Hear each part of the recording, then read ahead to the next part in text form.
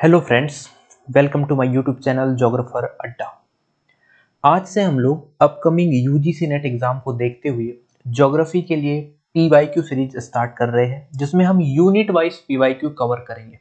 ठीक है, अगर हम एक यूनिट को अभी लेकर चल रहे हैं, ओशियनोग्राफी से हम लोग स्टार्ट करेंगे, जो कि आपकी यूनिट नंबर 3 है। ठीक है, यूनिट नंबर 3 से हम लोग स्टार्ट करेंगे ओशियनोग्राफी से, और ओशियनोग्राफी से ही हम लोग कंटिन्यू करेंगे इसे। ठीक है, ये सीरीज जो होगी इसमें हम लोग पीवाईक्यू जो कवर करेंगे वो लेटेस्ट पीवाईक्यू होगी। कोशिश ये करेंगे कि इस लेटेस्ट पीवाईक्यू के साथ हम लोग जो एग्जाम का ट्रेंड है वो भी एनालिसिस कर सके, और उसके साथ साथ ये एक रिवीजन सीरीज होगी, क्योंकि टाइम कम है तो केवल पीवाईक्यू पे जोर नहीं देंगे, पीवाईक्यू के साथ ट्रेंड एनालिसिस करते हुए जो भी टॉपिक आएगा उसका रिवीजन भी हम लोग करेंगे। ठीक है, तो ज्योग्राफी अड्डा हमारा प्लेटफॉर्म है जो किसी भी एग्जाम को लेकर, ज्योग्राफी को लेकर डेडिकेटेड है।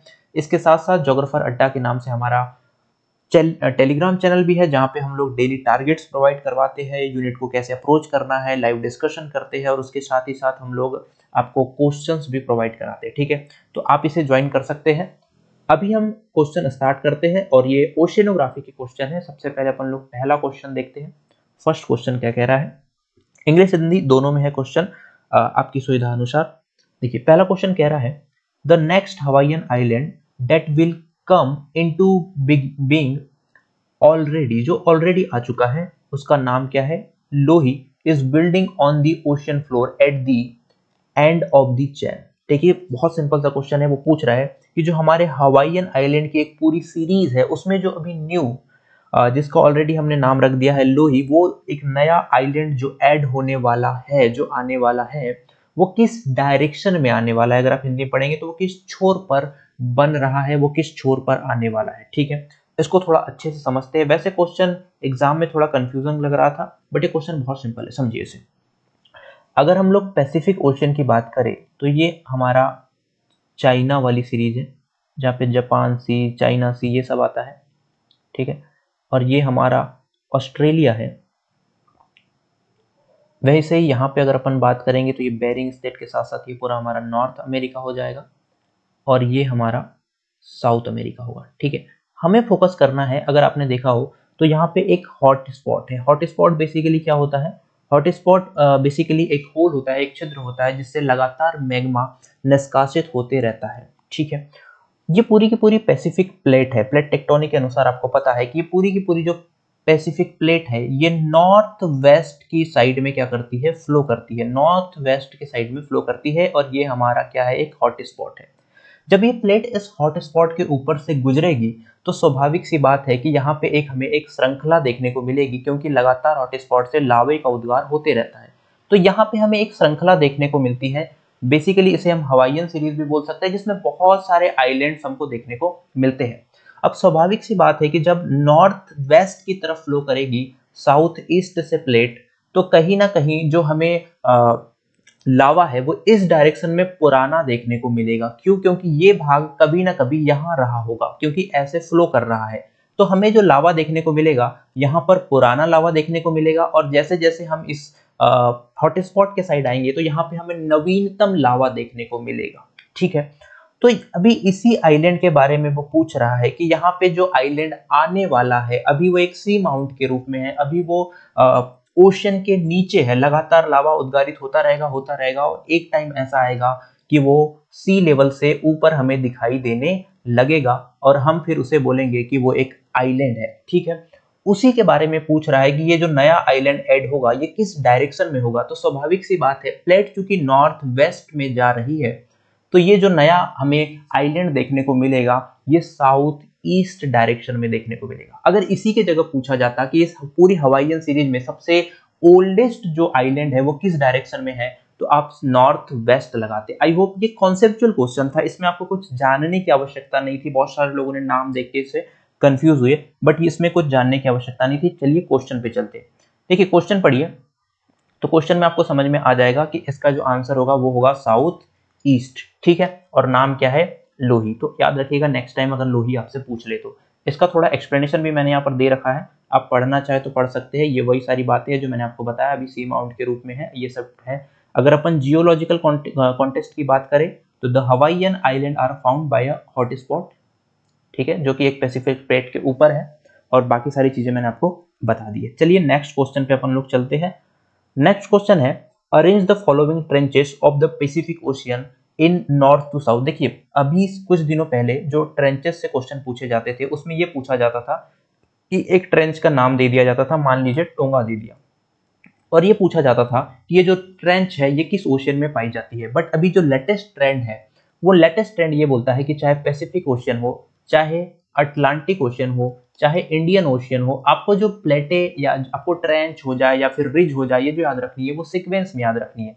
चाहे वो ईस्ट टू वेस्ट आपसे पूछ ले, चाहे वो नॉर्थ टू साउथ आपसे पूछ ले, तो आपको ये पता रखनी है। अगर आपने बहुत अच्छे से पढ़ा है तो आपको पता होगा कि क्यूराइल ट्रेंच जो पाई जाती है वो सबसे नॉर्थ में पाई जाती है। अब नॉर्थ टू साउथ पूछ रहा है मतलब सबसे पहले क्यूराइल आएगी, तो यहाँ कर्माडेक लिखा, ये भी नहीं होगा और ये भी नहीं होगा, तो दोनों में से कोई एक आंसर हो सकता है। ठीक है, बी के बाद क्या है, डी दिया है बिल्कुल। बोनिन जो ट्रेंच है ये आपको देखने को मिलेगी लगभग फिलीपींस के पास में। ठीक है, उसके बाद अपन लोग आगे चलते हैं। इसके बाद टोंगा और कर्माडेक दो ट्रेंचेस पाई जाती है, तो सबसे पहले आपको टोंगा देखने को मिलेगी और उसके जस्ट नीचे आपको देखने को मिलेगी कर्माडेक ट्रेंच। तो इसका जो आंसर होगा, मतलब कर्माडेक सबसे लास्ट में होगी, तो इसका आंसर होगा बी। आई होप ये बात आपको समझ में आई होगी।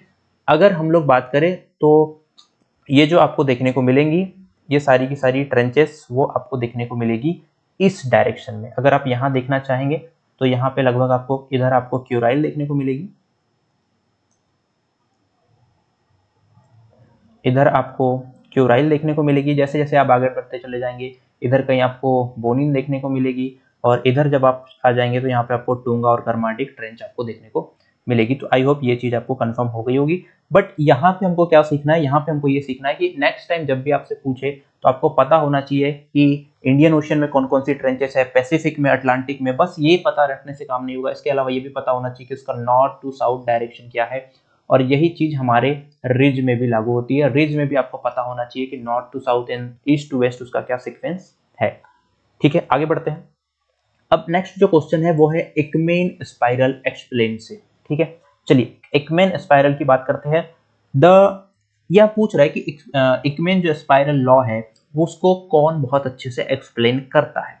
ठीक है, the deflection in the direction of flow of the surface current. ठीक है, बाद में देखते हैं। The relation of amphidromic point with cotidal line. ठीक है, उसके बाद है progressive wave theory of tides, और उसके बाद है presence of thermocline and halocline zone. ठीक है, देखिए आप सभी को पता है कि एक एकमैन स्पाइरल लॉ क्या है, इसको थोड़ा समझते हैं, उसके बाद इस क्वेश्चन पे अपन लोग आएंगे। ठीक है, देखिए एकमैन स्पाइरल लॉ की मैं अगर बात करूं तो एकमैन स्पाइरल लॉ बहुत सिंपल है। आपको पता है कि ओशियन में ओशियन करेंट से चलती है। ठीक है, ओशियन करेंट से चलती है। ये जो ओशियन करेंट्स होती है ये बेसिकली विंड के कारण चलती है, जो प्लेनेटरी विंड होती है। इस जब ये फ्रिक्शन लगाती है, जब ये घर्षण लगाती है, तो उन्हीं फ्रिक्शन के कारण हमको क्या देखने को मिलती है, करंट चलती हुई देखने को मिलती है। अब इसमें एक चीज आपको बहुत अच्छे से समझनी है। देखिए जब ये मान लीजिए, मैं मान के चलता हूं कि इस डायरेक्शन में आपकी विंड चल रही है, प्लेनेटरी विंड चल रही है। ठीक है, अब प्लेनेटरी विंड चल रही तो स्वाभाविक सी बात है कि करंट भी इसी डायरेक्शन में चलनी चाहिए। ठीक है, बट ऐसा नहीं होता है, क्योंकि हमारी अर्थ पे कोरियालिस फोर्स काम करता है, और वो कोरियालिस फोर्स जो है वो नॉर्थ हेमिस्फीयर में राइट साइड और साउथ हेमिस्फीयर में लेफ्ट साइड जो है वो डायरेक्शन को डेविएट कर देता है। इसीलिए आपकी जो ओशन करंट है इस पे भी कोरियालिस फोर्स काम करेगा, और एक कोरियालिस फोर्स इसे क्या करेगा कि इस विंड की डायरेक्शन से लगभग 45 डिग्री में क्या कर देगा, डेविएट कर देगा, और ये विंड की डायरेक्शन में न जाते हुए थोड़ी क्या हो जाएगी, डेविएट हो जाएगी। ठीक है, उसके बाद क्या होगा कि जैसे जैसे हम सी लेवल से नीचे जाएंगे, ये तो हमारा सी लेवल है, जब हम सी लेवल से नीचे जाएंगे तो वैसे वैसे क्या होता जाएगा कि सी लेवल से हम लोग जैसे जैसे नीचे जाएंगे वैसे वैसे विंड का जो फ्रिक्शन है वो धीरे धीरे क्या होता चला जाएगा, कम होता चला जाएगा। बट कोरियालिस फोर्स का मान तो क्या रहेगा, बराबर रहेगा। इसीलिए क्या होगा कि जैसे जैसे सी लेवल से नीचे जाएंगे वैसे वैसे डेविएशन बढ़ता चला जाएगा, और ये इस तरीके से हमको डेविएशन देखने को मिलेगा, और ये एक पूरा का पूरा स्पाइरल बन जाता है। इसलिए इस लॉ को अपन लोग बोलते हैं एकमैन स्पाइरल लॉ। अगर आप इसे 3D में देखेंगे तो ये कुछ इस प्रकार से आपको दिखेगा, पहले डेविएशन ऐसा, फिर ऐसा, फिर ऐसा, फिर ऐसा, फिर ऐसा, फिर ऐसा। ये पूरा का पूरा एक एकमैन स्पाइरल है। और जब विंड की डायरेक्शन से करंट का डायरेक्शन पूरा 90 एंगल का हो जाता है तो इसको अपन लोग बोलते हैं एकमैन ट्रांसपोर्ट। इसको क्या बोलते हैं? Ekman transport. ठीक है, तो ये एकमैन स्पाइरल लॉ है, बहुत सिंपल है। विंड के डायरेक्शन में करंट जानी थी, वाटर का फ्लो होना था, बट चूंकि कोरियोलिस फोर्स है इसलिए ये थोड़ा डेविएट हुआ।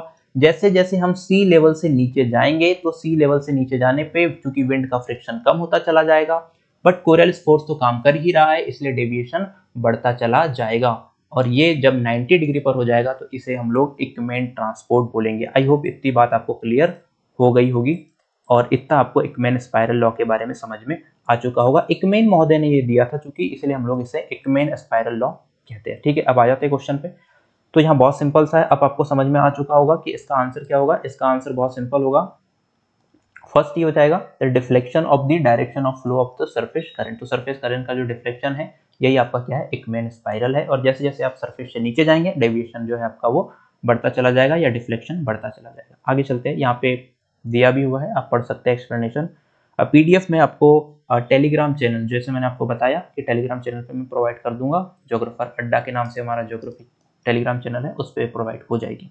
ठीक है, नेक्स्ट क्वेश्चन पे आते हैं जो हमारा फोर्थ क्वेश्चन है। The fastest and deepest geostrophic current are found at the boundary of ocean basin. किस ओशन बेसिन पे सबसे फास्टेस्ट, ये बहुत इंपॉर्टेंट है, और डीपेस्ट जियोस्ट्रॉफिक करंट पाई जाती है? देखिए वहां बहुत घबराने की जरूरत नहीं है। आपको पता है कि जो हमारा जो पूरा का पूरा ओशन होता है उसके ओशन में आपको बहुत सारी ओशन करंट्स चलती हुई देखने को मिलेगी, जो बेसिकली टेम्परेचर हो गया है ना, उसके अलावा जो सैलिनिटी हो गई, वो सब का क्या करते रहती है? एक सर्कुलेशन करते रहती है। उस कारण से हमारी जो पूरी की पूरी ओशन है उसमें हमको क्या देखने को मिलता है? उसमें हमें करंट्स देखने को मिलती है। अब यहाँ पर पूछा है कि ओशन के किस डायरेक्शन में या फिर किस बाउंड्री पे हमको क्या देखने को मिलती है? फास्टेस्ट एंड डीपेस्ट करंट देखने को मिलती है। चलिए थोड़ा समझते हैं। इसका आंसर जो होगा वो होगा वेस्टर्न। अब समझते हैं कि वेस्टर्न क्यों होगा। देखिए हम इस पे आते हैं, थोड़ा सा एक्सप्लेनेशन बाद में देखेंगे, वो पढ़ने के लिए है। चलिए सबसे पहले अपन लोग अटलांटिक ओशन का एग्जांपल लेते हैं। अटलांटिक ओशन में भी ये हो गया आपका नॉर्थ अमेरिका, ये हो गया आपका साउथ अमेरिका, ये आपका ब्रिटेन वाला एरिया हो गया, सॉरी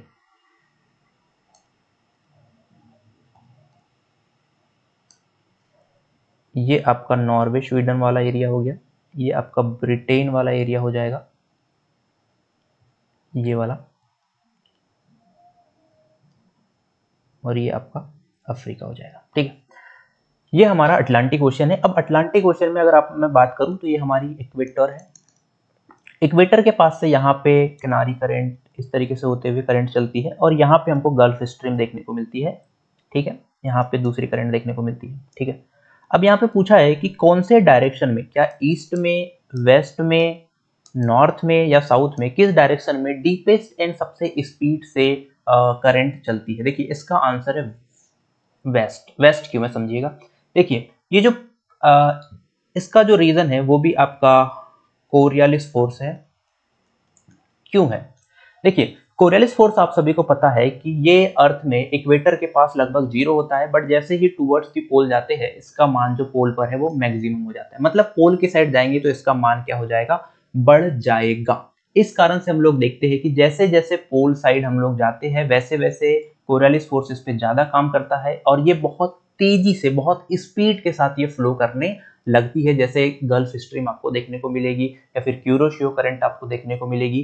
तो जितने भी ओशन है उसके वेस्टर्न रीजन में आपको मैक्सिमम क्या देखने को मिलेगी? डीपेस्ट, और डीपेस्ट के साथ सबसे स्पीड से चलने वाली करंट देखने को मिलेगी। जैसे एग्जांपल है गल्फ स्ट्रीम। आई होप ये क्वेश्चन आपको समझ में आया होगा। यहाँ थोड़ा सा एक्सप्लेनेशन दिया हुआ है। The fastest and deepest geostrophic current are found the western boundary of the ocean basin due to phenomenal of western intensification इसे बोला जाता है। ठीक है, तो कोरियोलिस फोर्स इसका मान होता है। मैंने आपको बहुत अच्छे से बता दिया है, इंक्रीज विथ लैटिट्यूड। ठीक है, अब ये आगे बढ़ते हैं। इसका आंसर आपका वेस्टर्न होगा। ठीक है, आगे बढ़ते हैं। फिफ्थ क्वेश्चन देखते हैं। एज द सुनामी अप्रोच शोर, जब शोर के पास जाती है तो क्या इफेक्ट होता है? देखिए अच्छे से पढ़ते हैं। The period of wave reduce, velocity increase and height increase. देखिए तीन चीजें यहां पर बोली गई है। पीरियड, वेलोसिटी और लास्ट आपकी जो बोली गई है वो बोली गई वेव हाइट। ठीक है, 3 चीजें आपकी बताई गई है। तो यहां पर भी वेलोसिटी की बात की गई, पीरियड की बात की गई, हाइट की बात की गई है, पीरियड, ठीक है, तीनों चीजें बात की गई है। अब ये तीनों को समझते हैं, उसके बाद अपन लोग आंसर पे आएंगे। देखिए, अगर मैं बोलूं कि वेव पीरियड क्या होता है, ठीक है, तो वेव पीरियड बहुत सिंपल सी बात है। वेव पीरियड का मतलब होता है कि दो क्रस्ट, एक ये हो गया, एक ये हो गया, दो क्रस्ट, एक क्रस्ट के बाद जाने पे जब दूसरा क्रस्ट आएगा तो उसमें कितना समय लग रहा है, ठीक है, ये पास किया और दूसरे में कितना, दूसरे वहां तक आएगा उसमें कितना समय लग रहा है, इसे हम लोग वेग पीरियड बोलते हैं। वेलोसिटी बहुत सिंपल है, गति या इसको स्पीड बोल सकते हो आप, विद डायरेक्शन के साथ जुड़ जाती है तो वेलोसिटी हो जाती है। और तीसरा था वेव हाइट। ठीक है, वेव हाइट क्या है, देखिए, वेव हाइट का बहुत सिंपल सा मतलब होता है कि आपकी जो ट्रफ है और जो क्रस्ट है, इन दोनों के बीच की जो हाइट होती है इसको अपन लोग बोलते हैं वेव हाइट। ठीक है, और एक वेवलेंथ भी होती है। ठीक है, अगर अपन लोग बात कर ले तो वेवलेंथ होती है कि दो जो क्रमागत क्रस्ट है या ट्रफ है उनके बीच की जो दूरी होती है, इसको अपन लोग क्या बोलते हैं, वेवलेंथ, जैसे लैम्डा से हम लोग क्या करते हैं, प्रदर्शित करते हैं। ठीक है, इतनी बातें आपको समझ में आ गई होगी। अब देखो, जब हम लोग सोर के पास आते हैं, तट के पास आते हैं, है ना, सोर के पास आते हैं, तट के पास आते हैं, तो पीरियड सेम रहता है, ये कांस्टेंट रहता है। Y?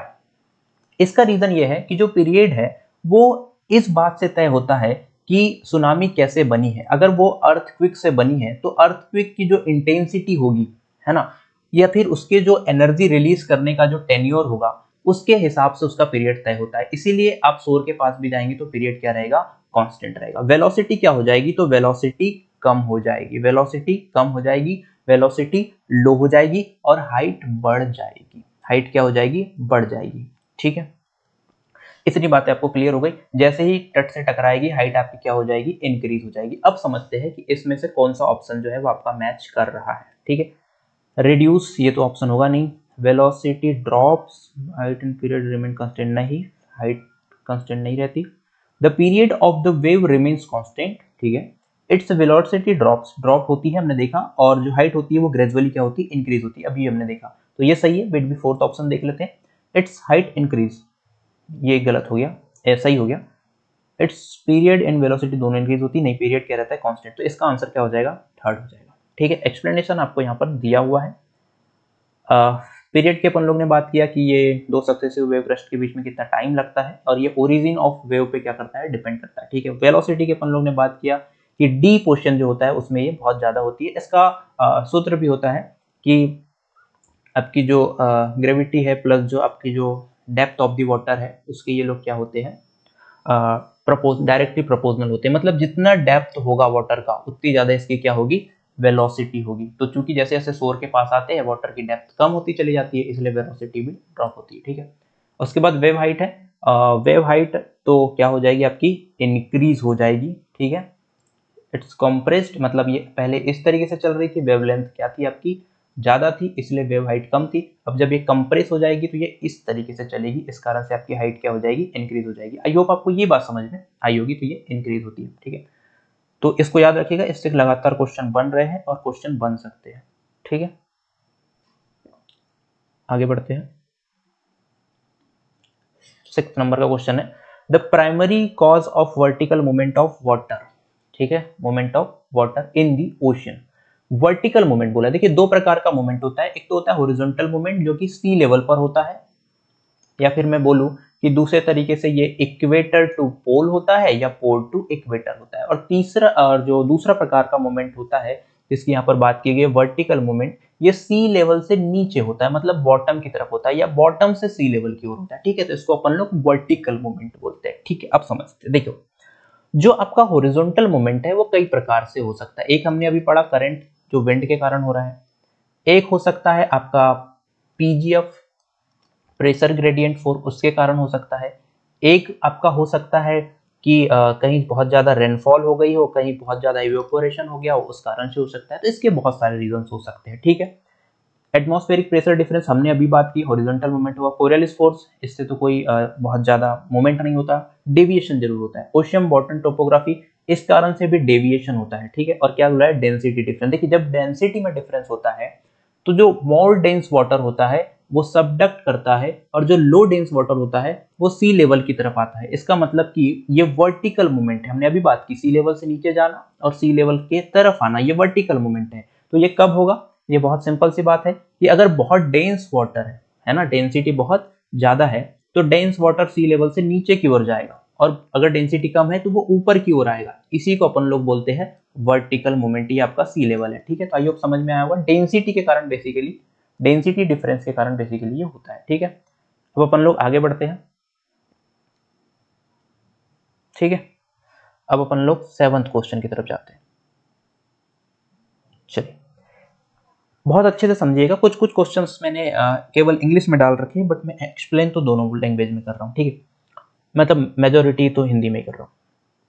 Identify correct statement about relief feature of the ocean, ठीक है। क्या बोला है? करेक्ट एक्सप्लेनेशन हमको देखना है about the relief feature of the ocean, ठीक है। बहुत बढ़िया। रिलीफ फीचर के बारे में सबसे पहले पढ़ते हैं।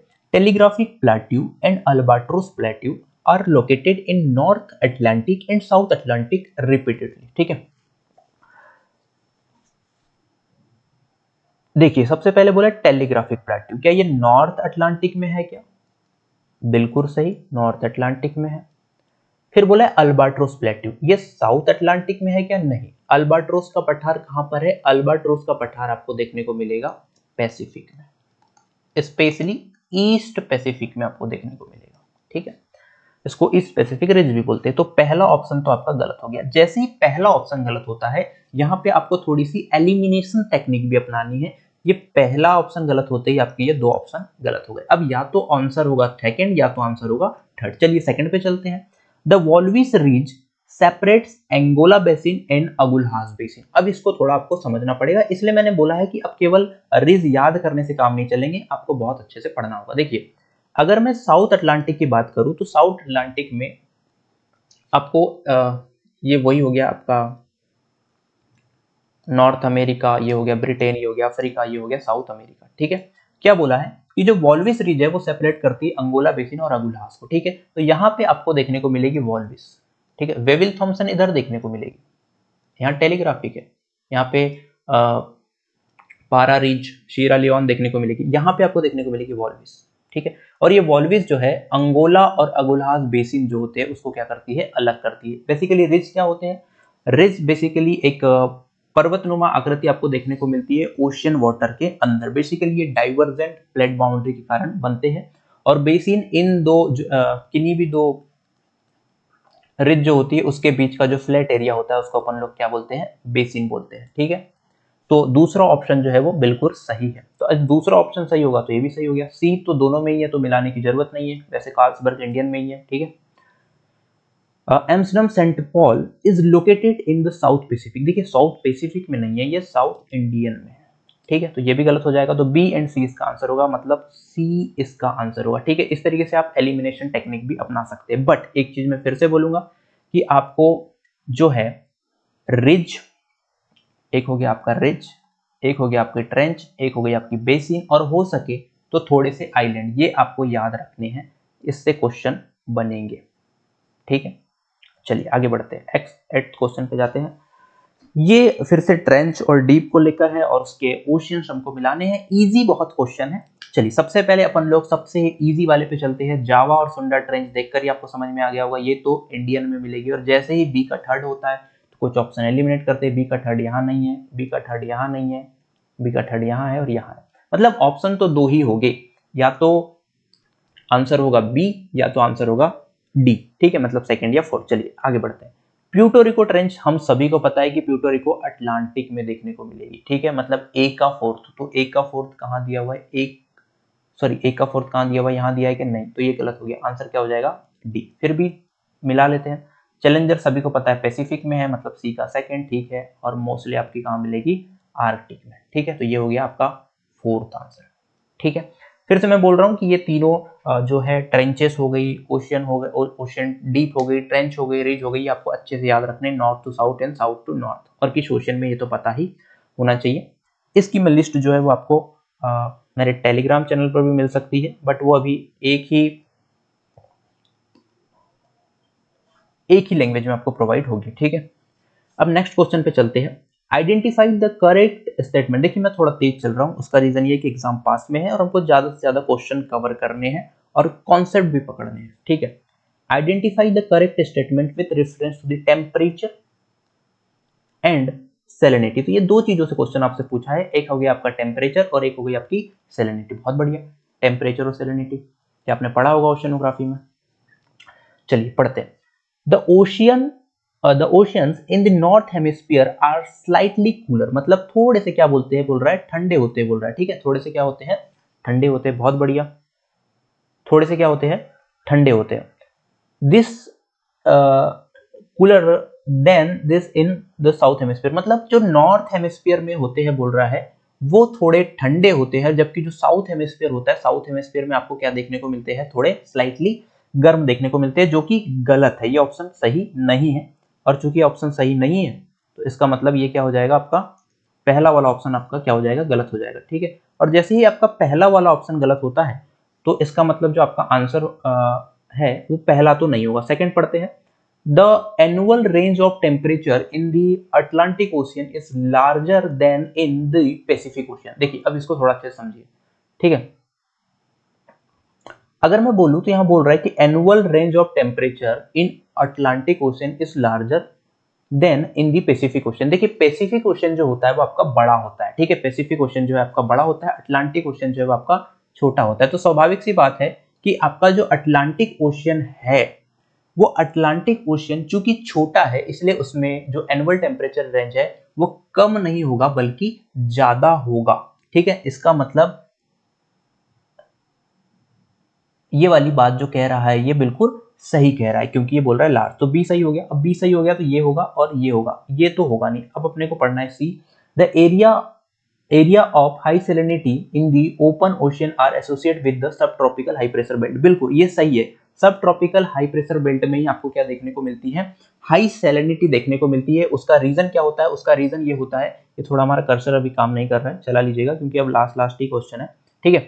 तो ये इसीलिए हाई होती है बोल रहा है, उसका रीजन ये है कि इसमें ये सिर्फ ऑप्शन दिया हुआ है, क्यों हाई होती है हम समझते हैं। देखिए हाई इसलिए होती है क्योंकि ये जो सब हाई प्रेशर बेल्ट जो होता है, सब ट्रॉपिकल हाई प्रेशर बेल्ट, यहाँ पे रेनफॉल जो होती है, जो आपकी जो रेनफॉल होती है वो रेनफॉल बहुत कम होती है, और जो इवेपोरेशन होता है, जो वाष्पीकरण होता है, ये बहुत ज्यादा होता है। इस कारण से अगर मैं बात करूं तो कहीं ना कहीं आपको क्या देखने को मिलता है, हमारा हाई सैलिनिटी वाला ये जोन देखने को मिलता है। मतलब ये भी सही है, तो बी और सी यहीं पर आंसर निकल गया। क्या डी गलत है, high salinity of lignosphere due to influence, बिल्कुल ये डी जो है गलत है, क्योंकि अगर फ्रेश वाटर मिलेगा रिवर का तो सैलिनिटी बढ़ेगी नहीं घटेगी, ठीक है।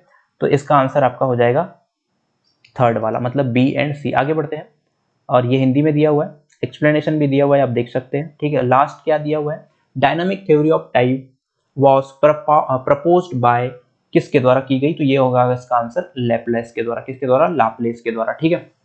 तो equilibrium theory Newton, dynamic theory Laplace, ठीक है। इस टाइप की बहुत सारी थ्योरीज है जो टाइड से रिलेटेड दी गई है, प्रोग्रेसिव वेव थ्योरी, ठीक है। तो इस टाइप की थ्योरीज आपको रखनी है, टाइड से भी आपको याद रखनी है, और कोरल रीफ से भी क्वेश्चन आते हैं तो वहां से भी आपको याद रखने हैं, ठीक है। और यहाँ से 10 ही क्वेश्चन मैंने आज लाया था। आई होप आपको क्वेश्चंस भी समझ में आए होंगे, एक्सप्लेनेशन भी समझ में आया होगा, और क्या क्या आपको याद रखना है ये भी आपको समझ में आया होगा। इस क्वेश्चन से आपको समझ में आया होगा कि आपको टाइड एंड जो आपकी कोरल रीफ है उसकी थ्योरीज आपको याद रखनी है, सैलिनिटी से किस टाइप से क्वेश्चन बन सकते हैं आपको याद रखना है, ठीक है। उसके अलावा अगर अपन लोग बात करें तो ये तो बहुत मैंने पहले ही बताया कि रिज, ट्रेंच और बेसिन से आपको बहुत अच्छे से चीजें दिमाग में बैठा लेनी है। इसका एक डायग्राम ही बना लीजिएगा। उसके बाद हमने वर्टिकल मूवमेंट की बात करी, उसके बाद हमने वेव की बात करी, ठीक है। वेव में भी तीनों चीजों की बात करी, और किस साइड जियोस्ट्रोफिक जो करंट होती है वो स्पीड होती है, इसकी अपन लोग ने बात करी। उसके बाद Ekman spiral law, Ekman transport की बात करी, ठीक है। उसके बाद तो ये सारी चीजें थी, और आई होप आपको ये जो क्लास है, जो सेशन है, अच्छा लगा होगा। और इस टाइप की और भी वीडियोस देखने के लिए चैनल को सब्सक्राइब कीजिए और बेल आइकन को ऑन कर लीजिए, ताकि हम जब भी वीडियो डालें तो आपको नोटिफिकेशन पहुंच जाए और आप बहुत अच्छे तरीके से अपनी जो तैयारी है वो स्टार्ट करें। मिलते हैं नए वीडियो में। आपका यहाँ तक बने रहने के लिए बहुत बहुत धन्यवाद। Thank you so much.